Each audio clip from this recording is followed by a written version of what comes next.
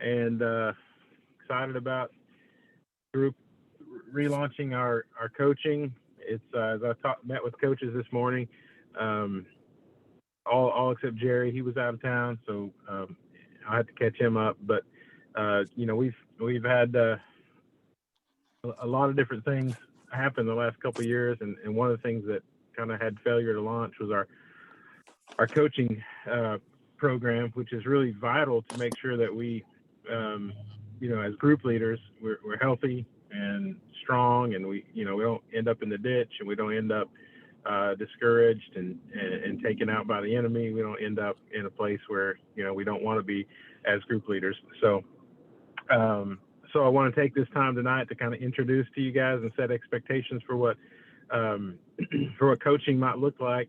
Give you a chance to answer any questions, and then kind of show you what teams we have. So not that we're competing against one another, but if we're going to have coaches, we need to have teams, right? So you'll see on this slide that our coaches are these 5 folks: Spencer Barnett, who's currently leading a group, and Melissa Hamill. I think most of us know Melissa, myself, and then Jerry Polson and Grant Johns, 2 of our elders who have faithfully served as coaches and group leaders for a long time. So, and Melissa as well. Spencer's been a group leader for a number of years, and he's stepping up into coaching for the very first time. So that's who we've got. That's for at least for this semester. That we can make some adjustments to that once we roll around into January and see how groups look in January. My goal was to start this in August, and it just didn't happen. So we're a little bit behind, but we're going to catch up real quick because these guys are really sharp. So let me kind of lay out some expectations of what to expect from your coaches for you as group leaders, and then we'll do some Q&A. So if you have a question that pops up while I'm talking, because I'm gonna roll through this pretty quick. I don't want us to be on very long. Just jot that question down, and at the end we can grab it and roll from there, and then we'll look at our teams. All right. Okay. So what to expect from your coach? Coaches are to keep leaders on mission. Like there's a lot of things that can take us off of mission, and a coach's job is really to keep us focused on that. So coaches will work to help you stay on target by continually reinforcing the fundamentals of leading people in small groups. And one thing that's true about small groups is things while the people in your groups may change over the years, people don't change. People have real similar. I mean, we're humans, and our natures are real similar. And there's only so many personality profiles and different types of people, and so if we focus on the fundamentals, no matter what comes at us, we'll be in good shape. So the bullets here, cast vision for the win. What is the win? That's Matthew 28, where Jesus, he says, go make disciples, baptizing. What does that mean? That means we're sharing the gospel, and people are coming to know the Lord, and we're seeing people baptized like we did today. It was such an exciting morning, and teaching people to obey. So we're in the Word. That's a big part of the mission. Sharing the gospel, being in the Word, and seeing people obey God's Word. That changes us, and that puts us on mission with Christ. So, a big part of our mission, and one of the fundamentals is our discipleship wheel, and helping us stay focused on how do we help people walk through that discipleship wheel. And this third bullet, keeping you focused, redirecting you if you're distracted. There's a lot of bells and whistles. There's a lot of flashy things that can draw our attention from what's most important. And the job of a coach is to keep us focused, and also provide that loving accountability. Some of us, we all think accountability is a great thing, and when we get it, we it feels bad, but it's in the end it shapes us and changes us, and it's a good thing if it's directed with the motive of love. So first thing, and there's only 3 tonight, so keep leaders on mission. That's what to expect from your coach. The next thing is that your coach would assess leaders and assess groups, and they will help you win by making those discerning evaluations of your progress and helping you plan for success. So what does that mean? Looking into your reality, helping you win. The people that are coaches, the five of us, we have, and many of you too, but you're just not a coach right now, or you may have not even thought about that. But like all these guys, we've been, where the rubber meets the road many times, and what comes from that is, the experience and learning people and just going through those processes, so we can discern sometimes into situations that you're dealing with maybe for the very first time, and can help you, evaluate what's going on and make changes to make sure you're successful. So, it'll help you improve. It'll help you succeed. Kind of the three layers of that are head, heart, and hands.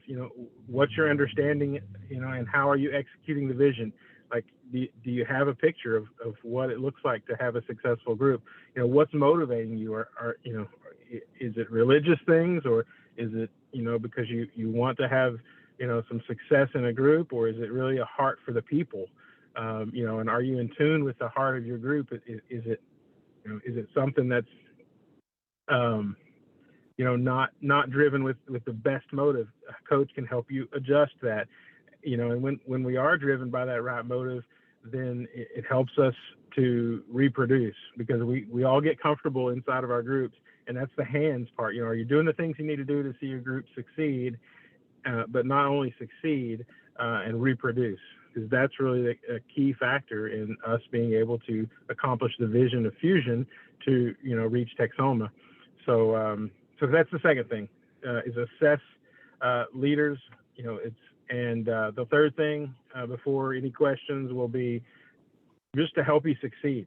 Coaches are mentors who will work to help you grow personally in your walk with the Lord, and help you in your ability to lead and reproduce your group. And really, that's it, is someone just to check in on you. A lot of times when you're shepherding and caring for people, you're pouring out. And if you're not careful to refill your soul, you will pour out until you're empty, and you're burned out, and you're dried out, and then you don't have anything left to lead other people. So it's important to have people in our life to help make sure that we're refilling our own soul by being in the Word and being in prayer. So they want to, coaches are going to help us succeed in leading our people and reproducing. And those are the big buckets for, what to expect. And just to hit those again, I'm going the wrong way. I don't know what I just did. So to keep you on mission, keep you focused, assess your group, help you make sure, you know what's going on, and then help you succeed. And those are kind of the three things to expect from your leaders, or from your coaches as we rock into this, these next couple of months before the end of the year. So, guys, before we jump off into who's going to be coaching who, you guys have any questions?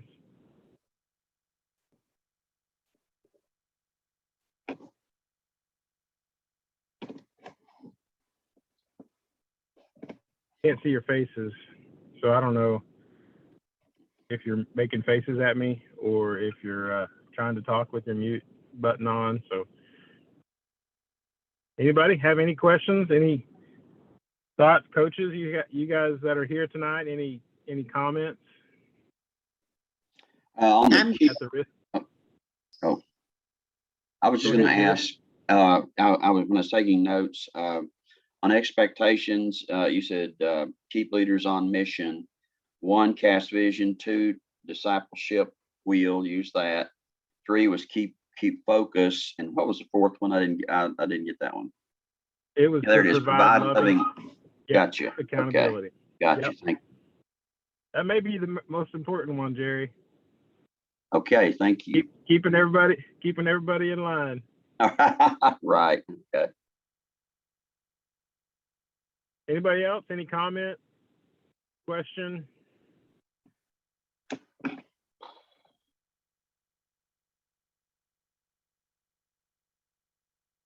All right. Well, I promised to keep it pretty short tonight. So let me roll through these next few slides that show us who's going to be in whose group.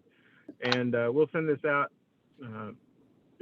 There's already a copy of this presentation on the resource tab inside your groups page, in Planning Center. So you can go back and look at any of these slides, look at who's in your group or who your coach is, and or look at any other slides. So, we've got Spencer going to be coaching the Rogers, the Nolt Campers, the Malotts, and the Davisons. So Spencer, I know you made it on, and I can't really tell. Again, it's weird doing this from my iPad. If any of these folks are on, but Spencer, any comments? I would just encourage you guys to just endure the marathon. Hosting a D group it's tiring, but it's probably the most important thing that we could do spiritually is make disciples. So hopefully that gives you energy and strength to do it. You just get kind of in a grind and it's hard, but try to stay focused. And that's kind of what we're trying to do as coaches, is to keep you on the end goal. But it's very, very important. The group structure is very important. A lot of people come to know Christ through the D groups. That's how my wife and I attended Fusion. We started at a D group. We didn't even start at church. And so thank you guys for opening your homes or whatever is taking place to host these groups, because they're really important. So hopefully having these coaches will help kind of rejuvenate some of the energy, and the church is here for you guys. So that's all I got. Cool. Thank you, Spencer. And he's going to be leading those groups. Melissa's not on the call tonight. She had something pop up that she needed to do. So she's going to be coaching mostly our ladies groups, but also Corey and Casey Cooper are leading a group with Logan and Madison Walker. So that's a group Melissa's going to coach. And then sisters Ashley and Chelsea Roberts are leading the group. And then got a couple of partnerships with Joetta and Tammy Fortenberry and Valerie Carrington and Chelsea Fortenberry. So that's those groups, 3 ladies groups. That's great. And then my groups, I got Cerner, Alan Brady Cerner, and then Jeremy Haley Todd are partnered up with Doug and Stephanie Curtis, and that's a new group this semester. And Jake and Elizabeth, I know you guys are on tonight. So you got the short straw, and you got me as your coach, and then Jared and Deanna Bourne, Bill and Misty Cox, and Josh and Autumn Benson, who have a closed group, which is not, we don't have a whole lot of closed groups. There's just a couple of them, so you don't see them on the website and that kind of thing. But all right, so those are my groups, and then Jerry Polson, we've given him these groups. Brandon Martin, one of our men's groups that's been going now for a little while. Leadership changed on that. I think Mike Baird kind of was leading that one out, and Brandon took it over this semester. And Gay Cunningham and Truman O'Benita Smith running the group that Jerry's coaching there. And then Dave and Shannon Marshall. David, I noticed you were on tonight. Dennis and Janet Garrett, and Gary and Shirley Forbix. I don't know if you can see that or not, but that's a typo. Forbis, Gary and Shirley Forbis. So good solid leadership from Jerry there. Jerry, any comments about how you've coached people in the past, and anything you would add to encourage folks tonight? Well, probably just the format that when we were leading the group is just the same as we've had. We in our group, of course, we're the old folks, and so we usually have refreshments at the beginning, usually a meal for our group. And I know that's optional, of course. Secondly, we like to check on what's the teaching, what's going on there. I know when David's taught, he's used a book before, and 2 different books, I believe, at the time. But anyway, and the Garretts. And I've talked to them in the past year about that I'd come on board at that. And then of course the Forbises, they have a D group that's a little bit older also, and it's patterned something very similar to ours that I think Gary teaches his group, and it usually uses the sermon material, and they usually have a meal there. Now I know that in our group, I say not our old group, I should say, where we're not leading that group anymore, but we're in the group, and we pass the teaching around in there.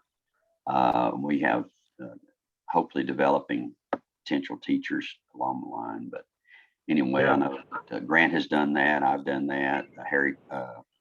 Harry Duncan has done that. Mike Vincent has done it, and anyway, that's kind of what we do. Cool, good deal. Well, I know those that Jerry's leading will definitely be blessed by his leadership. And then so let's jump over here to the last one. Grant is going to be coaching Bob and Patty Graham and Brian Kristen Allen, Chad and Jenny Phelps, and then Richard and Tammy Azell, and Tim and Linda Babbitt. So we stuck the Babbitts with Grant because he's the only one of us that could handle Tim. So Grant, do you have any insight or comments you'd like to add tonight before we get to the wrap up?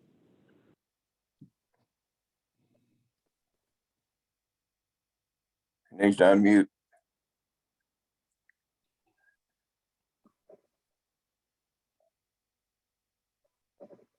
Sorry. Grant, there you go. A lot of people have done these groups for several years, so they've got probably more experience, as much experience as I've got. But anyway, a lot of people just need really encouragement along with it, because there's always some sort of problem that pops up with somebody that you don't know how to deal with, and I think that's kind of where we can pray and try to encourage the leaders and whatever's going on to help them do what needs to be done. I think that one of the things that I think is most difficult about leading a group is just deciding on what you're going to teach and lead the group with, and that's oftentimes hard to do and know what you need to do. And I think when you have that situation, you just come back to Jim and say, okay, how do I need to do this? But I think it boils down to scripture and how you teach the scriptures, and that's the most important thing that they're going to get is learning to understand the scriptures and how to apply that to life. Yeah, and guys, I know you guys know, leading a group is a big task and a critical task in the mission of the church. So commend you for that, and we just want to, all of us as coaches, want to say to you, let us into your world as much as you want or need, and and we're going to press in a little bit so that that you have that as an option. But like all of us have been around the block a time or two when it comes to discipleships, and you could definitely pick up some things and just be an encouragement. It gets discouraging at times, so I'm looking forward to how this will develop through these first couple of months and then into the spring semester. So Hey, Jim, we'll wrap it up. Yeah, go ahead. Just remember that Karen's partners with me on my group now. Rex and Karen. Rex and Karen? Yeah. Yes, Okay. You're right, and I knew that. I just failed to get it on there. So I don't want to leave him out. Yeah, he brings a whole lot more to that group than anybody else there. So I want to make sure and acknowledge him. Yep. Thank you. Yeah. Well, you guys, if you want to go visit a group, you should go to Tim's group. He's definitely he's figured out the magic. So I love visiting Tim's group. I've only been able to do it a few times, but all right. Before we wrap up, a couple of things. What to expect in the coming days. Some type of personal contact from your coach, and then a group assessment. So we've developed a group assessment form you can actually see it on the resources page inside Planning Center, but we'll email that out to all group members in the coming days. so we can get some of our group members to kind of evaluate what's going on in our groups, which will be a great tool to help you, with the reality of, what's going on in your group, what are people hearing, what are they not hearing. And then as far as coaches visiting your groups, it's always a great thing to have a coach come in. And, while we won't have a rigid structure on like what that's going to look like, I just want to encourage you guys to invite them to, anything you've got going on, especially if you have a fun event or, a cookout or something like that. It could be a great time to, to have a coach in, and also during a regular, normal, everyday, meeting that you would bring them in, and really they can just be an encouragement to you and your group. So yeah, that's just what to expect. I did want to flash in front of you guys these dates. November is upon us, next 8 days away, something like that, and a lot going on in November. Blood drive, it's always good to give blood. Discover Fusion, we've changed the format of that membership class this fall, and it's really been working really well. So if there's anybody in your group that's not a member at Fusion that's really digging in and really wanting to connect and make a commitment, like push them toward that class. If you've been through like D1 and D2, it's been a few years, it wouldn't be a bad thing for you to step in through Discover Fusion as well. It's a quick lunch and then about an hour of content between 3 different speakers. I'll usually open it up, and Pastor Joel takes the middle section, and Melissa closes it up. So it's a little bit different. It might be something fun for you to experience. And we're having a worship night. Claudel and the worship team, they're putting together worship night here in a couple of weeks on a Friday night. And then we're having our bonfire again this year. If you were out last year for that, it was tons of fun. Come back for that. And it's going to be a little different as far as the mission activity that we're doing, and you'll be hearing about that real soon in some of our communication going out. And of course, Thanksgiving's coming up. So